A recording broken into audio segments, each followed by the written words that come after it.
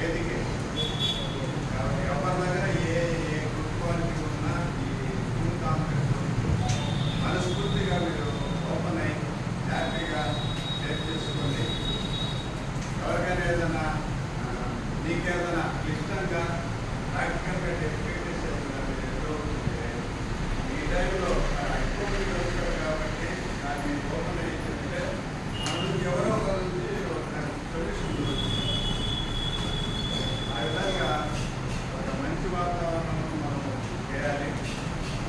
Ultimate మన goal ఏంటంటే అత్యంత పేద ప్రకారం ఈ పిల్లకాయల ఇంట్లో పరిస్థితి నిజంగా ఎలా ఉంటుందంటే అమ్మా నాన్న కొట్టుకుంటుంటారు, నాన్నకి తాడు పెడతారు,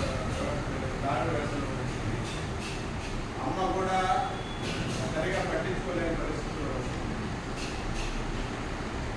చూస్తే ఎన్ని సంవత్సరంలో సమస్యలు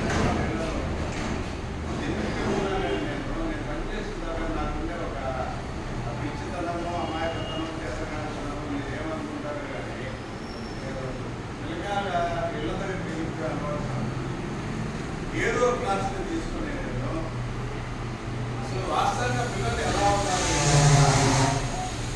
వాళ్ళ బ్యాక్గ్రౌండ్ ఎలా ఉంది, ఒక 5 years చేశారు నిజంగా పిల్లలు ఇళ్ళ దగ్గర ఎలా ఉన్నారు, ఏ పరిస్థితుల్లో ఉన్నారు అది తెలియాలి. మనం జెన్యూన్గా క్వాలిటీగా వాళ్ళని అవగాహన చేసుకుని వాళ్ళ ప్రేమించి ఇష్టపడి వాళ్ళు నచ్చే విధంగా వాళ్ళు మనకు నచ్చే విధంగా వాళ్ళు మనల్ని దగ్గరగా ఆత్మీయంగా చూసే విధంగా మనం చదువు చెప్పగలగాలంటే ప్రతి విద్యార్థి సపోజ్ మన స్కూల్ 500 మంది ఉన్నారు, 500 మందిని ఒక హెడ్ మాస్టర్ ఇలా పోయి చూసుకోలేడు కదా. సపోజ్ ఒక 25 మంది టీచర్లు ఉన్నారు, 20 మందిని చేస్తారు. రకరకాల వేస్తో వాస్తవంగా వాళ్ళ ఇళ్ళ దగ్గర డిలైన్గా వాళ్ళకి ఎప్పుడు సిచ్యువేషన్స్ ఉన్నారు అనేది అవగాహన చేసుకోండి. పిల్లలు ఏంటంటే నలుగురు అడగవాకండి, వాళ్ళ బ్యాక్గ్రౌండ్ గురించి అందరూ వినేటట్టు అడగవాకండి. వాస్తవంగా వాళ్ళు ఒంటరిగా ఫ్రీగా మనుషులతో మాట్లాడే అవకాశం కల్పిస్తూ మాట్లాడండి. అప్పుడు వాళ్ళు ఆత్మీయంగా వాళ్ళ ఇబ్బందులు కష్టాలు నష్టాలు చెప్పుకుంటారు.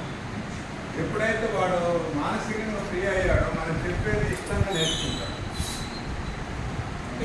సపోజ్ 6 సబ్జెక్టులు ఉన్నాయనుకోండి, 6 సబ్జెక్టులో ఫిజికల్ సైన్స్ మ్యాథ్స్ కష్టం అనుకోండి.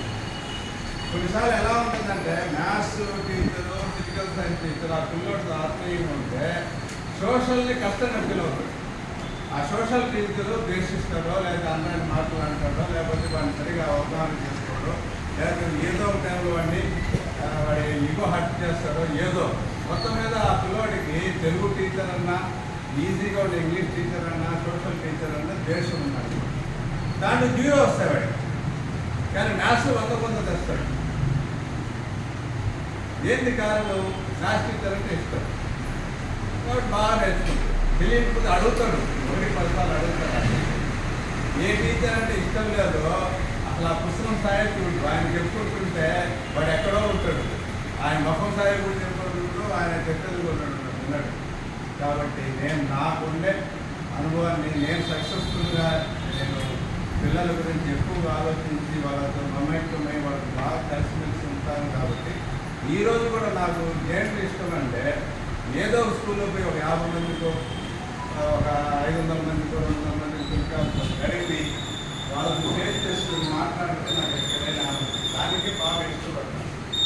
కాబట్టి నా చిన్న సూచన ఏంటంటే పిల్లలు బాగా ఇష్టపడండి. అయితే చాలా ప్రతికూల పరిస్థితులు ఉన్నాయి, రోజు జటిలమైన పరిస్థితులు మనకు వస్తున్నాయి. ఛాలెంజ్ ఈ ఛాలెంజ్ అటువంటి ప్రతికూల పరిస్థితుల్లో మనం పనిచేస్తున్నాం, బాగా ఇష్టంగా పనిచేస్తున్నాం, చాలా ఛాలెంజ్గా చేస్తున్నాం. స్ట్రైట్ తీసుకుని ఈరోజు నేను బుక్స్ డిస్ట్రిబ్యూషన్ చేసేది చూస్తే జూన్ కంటే మనకి 4 రోజులు